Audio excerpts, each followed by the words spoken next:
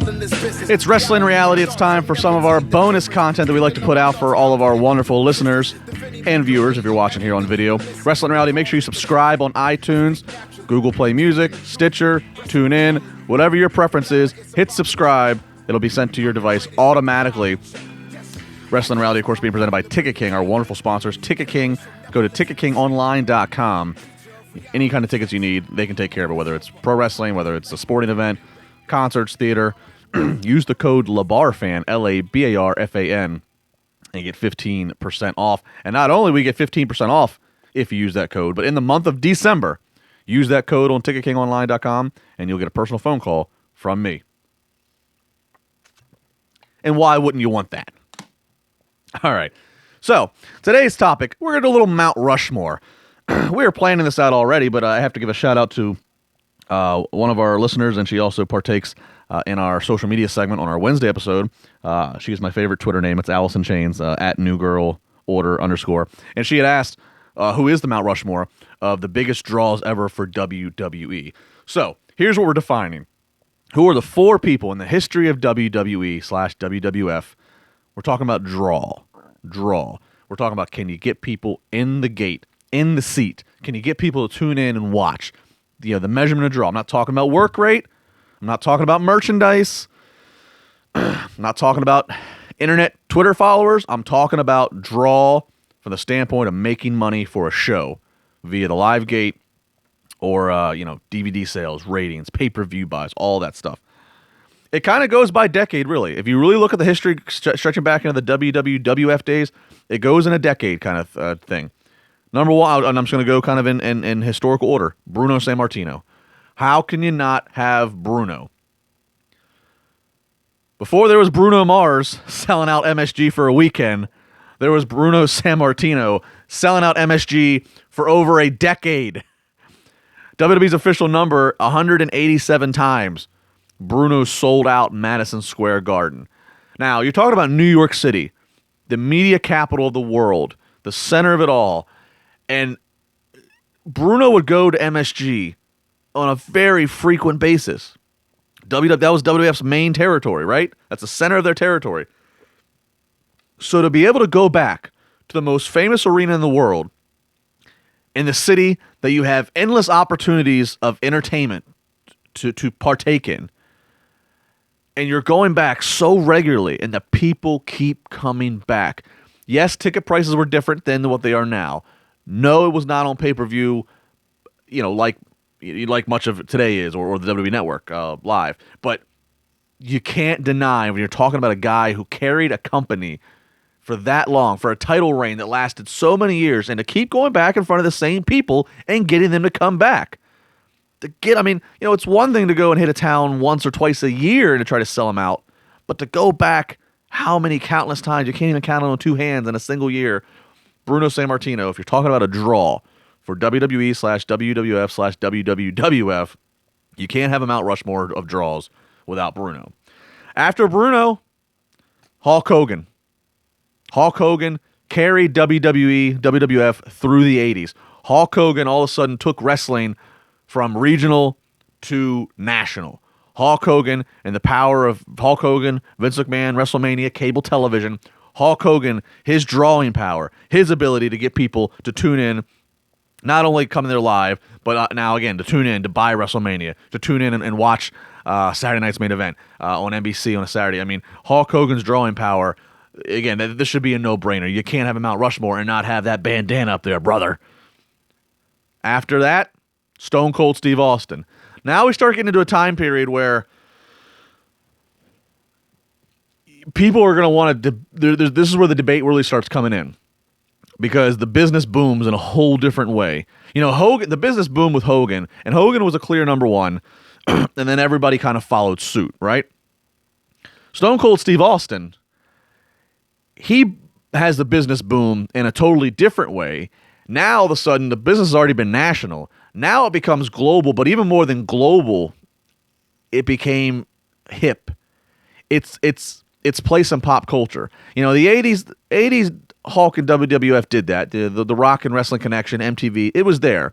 But to a whole different degree in the late 90s, WWF under Stone Cold Steve Austin's leadership took over a whole new path of inspiration to pop culture. I mean, he was on like Austin was so iconic at that time, and he still is. The catchphrases, the look, the things that he did, and that's the other thing. Hulk Hogan didn't necessarily do anything different. I mean, Hulk Hogan was colorful, but it wasn't like he was doing things in the ring or something that were totally you never seen before. Austin broke new ground. You never seen a wrestler openly be giving the middle finger to the fans, his opponent, and his boss, or cracking beers, or driving a beer truck or Zamboni into arena. Austin broke so much ground, and his drawing power, what he was able to do for WWE at this time, in a time period where they were just leaving being the private grassroots McMahon company and going public as they did in the fall of 1999 on the New York Stock Exchange. Stone Cold Steve Austin absolutely has to be on the Mount Rushmore of draws, by all the measurement that I've given, draws for WWE. And that final spot, everybody's wondering, who's in that final spot? Is it The Rock? Nope. The Rock in wrestling, The Rock was a big deal, but without Stone Cold Steve Austin, there's no Rock. That's not a popular opinion, but that's reality. The Rock now, as Dwayne The Rock Johnson in Hollywood, that's a great draw, but we're talking about WWE here. Rock, sorry. Ric Flair, sorry. Rick, hey, look. Rick was the man who was able to keep the NWA alive and floating, competing against Vince for all those years. But Rick was a draw, and Rick was going around. He was going around the territories. So while Rick could go on and put on a 60-minute match every single night and still party like the Nature Boy did, what was Rick selling out? Now, he had some arena, I look at it like, Rick was going to all these territories. So he, by volume, he was racking up, sellouts. But what were the capacities? You know what I mean? Like what? I can't put him on this. I can't make room. If there's a fifth, maybe I make him as a fifth. But Mount Rushmore's got four. So you got Bruno, you got Hogan, you got Austin. You got to give love to John Cena. As I said, this goes by decades. John Cena in the millennium. John Cena has carried WWE to a global level, and he did a bulk of it in the first half of his career virtually by himself. Okay? John Cena became the man. I think we can all agree. By 2005, 2006, John Cena is the man. He's the guy. He's the next Austin. He's the next Hogan. He's the next guy to lead the company. Now, yes, he had Shawn Michaels, who comes back for a little bit, and he works with Shawn. He's got a Triple H. He's got a Randy Orton. He's got a Batista. He had these people that helped him. But Shawn retires. Triple H, executive. Batista leaves and goes to Hollywood. Randy Orton took some time off, comes back, always that good, always a good dance partner, reliable dance partner. But God, how many times do we have to see that match? John Cena, through it all, has carried WWE, again, to the next level. Just when you don't think there's another level to go, they found it. And they found it on the back of John Cena. John Cena has been potentially you could argue, the most reliable and most effective workhorse for WWE. And again, I'm not talking about work rate, but I'm talking about reliable, doing the schedule. This guy will wrestle 7 days a week if he had to, and then still manage to get up, go on the Today Show, appear in Hollywood.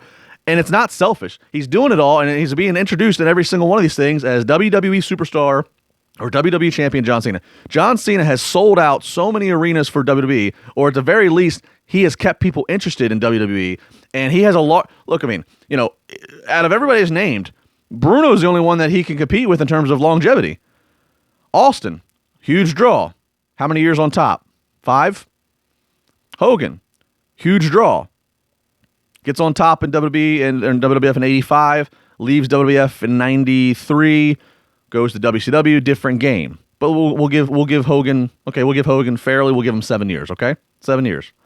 John Cena is at 12 years and running.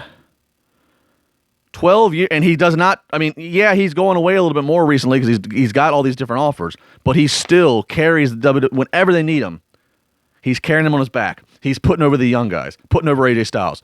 Not young, but new in WWE, putting over Kevin Owens. John Cena, as much as you might dislike him, as much as he might not be your cup of tea, depending on your age demographic, John Cena is the number 4 on the Mount Rushmore of WWE draws. Sorry, Rick. Sorry, Rock. Sorry, Shawn. Sorry, Brett. Sorry, Triple H. Sorry, Taker. we're looking at the grand body of work. Bruno, MSG, 187 times, carries him through the 70s. Hogan carries him through the 80s. There's a lull in the 90s. Austin makes the 90s explode. At one point, it looks like the 90s that wrestling might just go away. You know, I mean, how bad wrestling was in like 1995. You might have thought, you know what? Times are changing. Times are changing in the 90s, right? And all of a sudden, wrestling came right back up at the greatest war ever. That's Austin. And then the millennium, now we have to compete with the reality television, the immediacy, the critiques. John Cena has kept WWE alive in the last 12 years and running. So there you are. Bruno, Hogan, Austin, Cena. Wrestling Reality. Subscribe. Make sure you leave a rating and review. TicketKingOnline.com. They're making this possible. TicketKingOnline.com. Make sure you use the code LABARFAN. LABARFAN. Not only will you get 15% off, but if you use it in the month of December, the holiday present from me will be I'll give you a phone call. We'll talk shop. Maybe if you disagree with this Mount Rushmore, go make a purchase on TicketKingOnline.com. I'll call you. We can debate about it. How you doing?